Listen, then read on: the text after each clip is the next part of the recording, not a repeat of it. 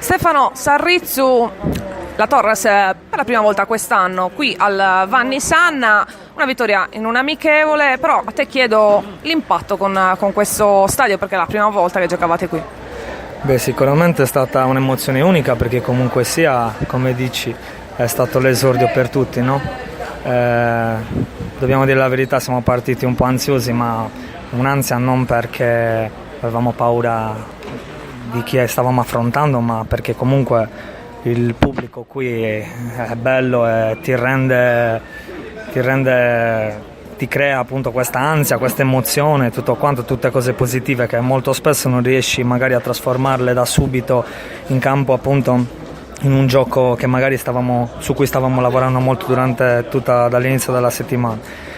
Però poi ho visto una squadra che innanzitutto sin dall'inizio è rimasta unita, al di là del gioco che non è riuscita a sviluppare al primo tempo, però poi al secondo tempo saranno state le gambe che si sono sbloccate e tutto il resto, e finalmente si è visto un po' tutto il lavoro di cui appunto abbiamo puntato dall'inizio, il lavoro dell'allenatore, il lavoro di tutti noi.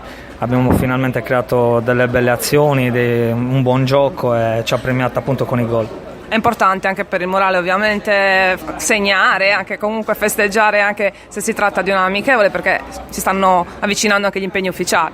Assolutamente, domenica già partiamo una trasferta molto importante dove ci teniamo subito a partire col piede giusto, cercando di puntare a una vittoria fuori casa. Non sarà facile, ma sono sicuro che la squadra è super concentrata e pronta a dare tutto quanto, a dare il massimo per appunto riuscire a portare a casa un risultato positivo.